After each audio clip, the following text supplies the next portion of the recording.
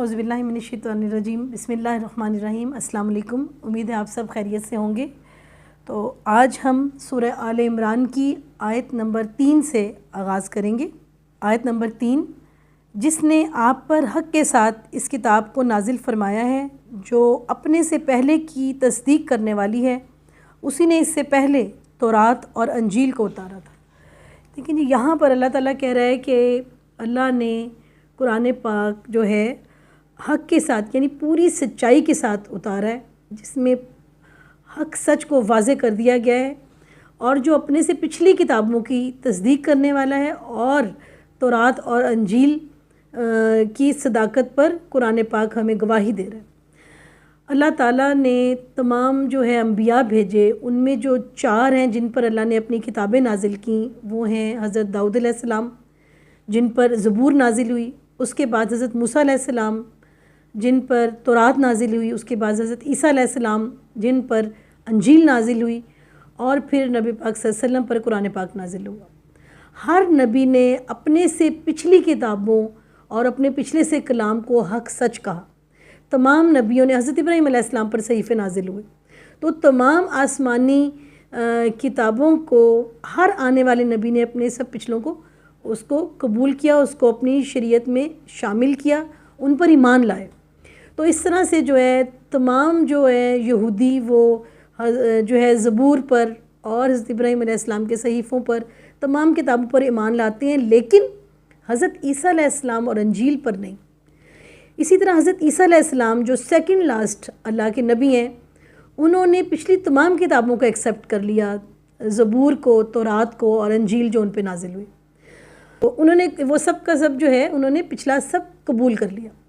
تو تورات جو ہے وہ ہیں جی اولڈ ٹیسٹامنٹ، یہ ٹوٹل 5 کتابیں ہیں۔ یہ جو انجیل ہے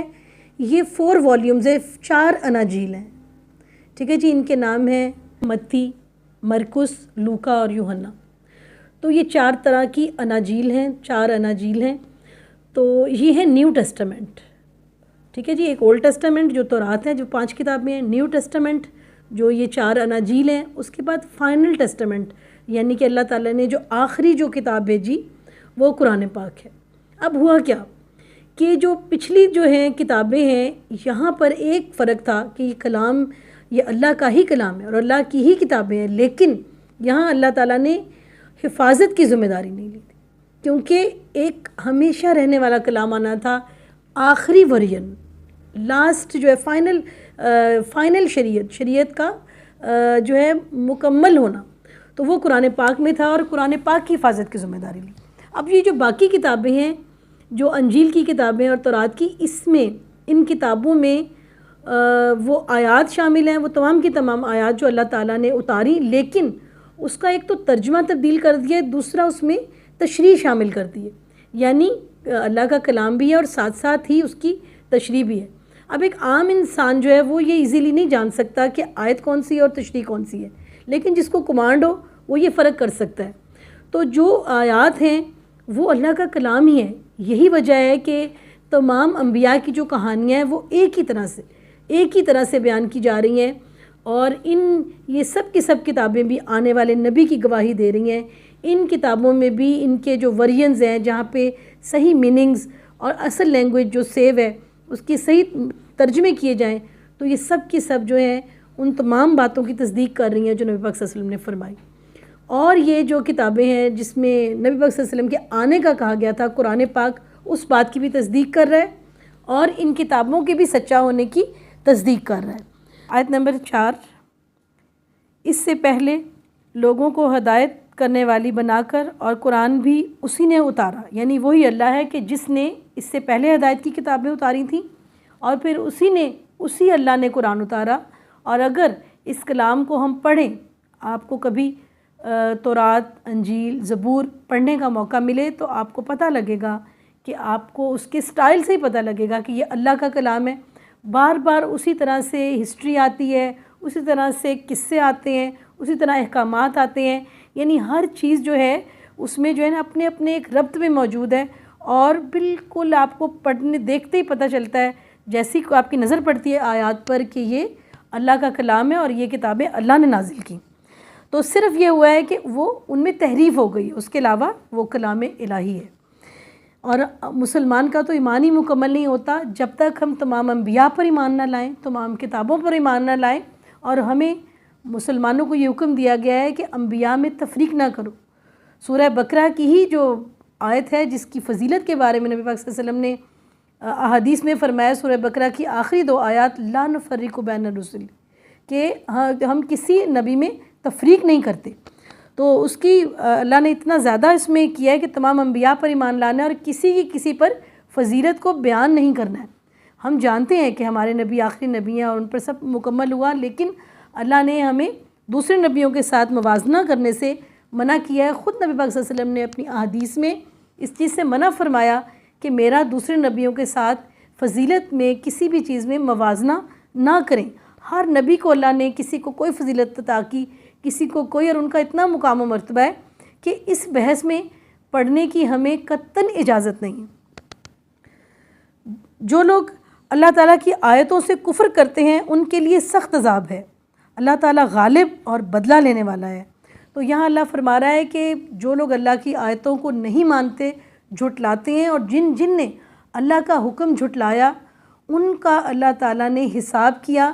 اور جنہوں نے انبیاء کو تنگ کیا اور جو ہے حکم نہ مانا، اور ہر طرح کی کوشش کے باوجود جنہوں نے جو ہے حق کو نہ تسلیم کیا، تو پھر اللہ تعالیٰ نے اپنا قہر ان پہ نازل کیا۔ حضرت نوح علیہ السلام کی قوم کو پر طوفان آ گیا، اسی طرح حضرت شعیب علیہ السلام پر بادل کا ایک وہ جو ہے نا سخت عذاب آیا، اور وہ بہت سخت آزمائش تھی۔ حضرت ہود علیہ السلام کی جو قوم تھی اس کو اللہ تعالیٰ نے ہوا کا عذاب ان پر نازل کیا۔ اسی طرح جو ہے حضرت صالح علیہ السلام کی جو قوم تھی، جب انہوں نے کسی صورت جو ہے نا اللہ کی آیتوں کو جھٹلایا اور کہا بھی کہ اگر پہاڑ سے اونٹنی نکال دو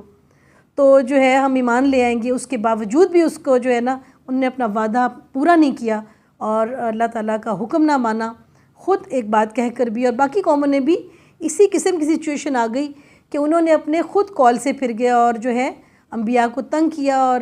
انتہائی جو ہے گناہ کا اور بد کرداری کا جب مظاہرہ کیا تو عذاب نے انہیں آ لیا۔ تو حضرت صالح علیہ السلام کی جو قوم تھی ان پر ایک سخت چیخ کا عذاب آیا، اور اس کے بعد طوفان اور زلزلے کا۔ اسی طرح حضرت داؤد علیہ السلام کے وقت میں بنی اسرائیل پر ایک عجیب و غریب عذاب آیا کہ جب انہوں نے سبت کے دن کے تقدس کا، یعنی ہفتے کے دن عبادت کے لیے تھا، اور انہوں نے جب اس حکم کی نافرمانی کی، بد عہدی کی تمام تر نعمتوں کے باوجود، تو ان پر یہ عذاب آیا کہ وہ 12,000 لوگ 3 دن کے لیے بندر بن گئے، اور 3 دن وہ جو ہے ان کی شکلیں بندروں کی طرح ہو گئیں، اور پھر 3 دن بعد وہ سب کے سب مر گئے۔ تو اسی طرح جو امت محمدی صلی اللہ علیہ وسلم پر جو ہے عذاب کیسے آیا، پہلا عذاب جنگ بدر کے موقع پر آیا، جب ان بڑے بڑے سرداروں کو جنہوں نے سخت ظلم کیے تھے اور اپنے فائدے کے لیے، اپنے دنیاوی فائدے کے لیے، اپنے کاروبار کے لیے، اپنے نام، اپنی سرداری کو بچانے کے لیے جو ہے ظلم کیے تھے، ناانصافی کی تھی اور اللہ کی آیتوں کو چھٹلایا تھا، ان پر کیا عذاب آیا؟ تلوار کا عذاب آیا کہ اللہ تعالیٰ نے اپنے فرشتوں کو نازل کیا، اور 313 سے 1000 کا جب مقابلہ ہوا تو 70 ایسے بڑے بڑے جو ہے نا جس میں سردار شامل تھے مارے گئے کہ باقی ویسے ہی بھاگ گئے۔ تو اللہ تعالیٰ نے 313 کی ایک کمزور جماعت جو کہ اپنے ساز و سامان میں بہت کمزور تھی، اس جماعت کے پاس صرف 70 اونٹ تھے، جبکہ کفار کے پاس 700 اونٹ تھے۔ اس جماعت کے پاس صرف 6 زرہیں تھیں، صرف 2 گھوڑے تھے، اور صرف 8 تلواریں تھیں، اس کے علاوہ جو تیر اندازوں کا دستے تھے۔ تو آپ یہ دیکھیں کہ صرف 8 تلواروں سے 1000 کا مقابلہ تھا، اور ان 8 تلواروں نے اور جو ہے اس قلیل سے جنگی سامان نے 70 بڑے بڑے سرداروں کا خاتمہ کر دیا، اور جو ہے اللہ تعالیٰ نے مسلمانوں کی مدد کی، کس سے؟ اپنے فرشتوں سے، اور تلوار کا یہ عذاب ان پر نازل کیا، اور جب ان کے بڑے بڑے سردار مارے گئے تو باقی سب جو ہے وہ ہمت ہار کر جو ہے نا ان کے حوصلے پست ہو گئے اور سب کے سب بھاگ گئے، اور اللہ تعالیٰ نے وہاں اپنی بہت بڑی مدد کی اور تلوار کا عذاب ان کفار پر نازل کیا۔ تو ہماری آیت نمبر 4 تک مکمل ہوا۔ انشاءاللہ نیکسٹ لیکچر میں آپ سے ملاقات ہوگی۔ اللہ حافظ۔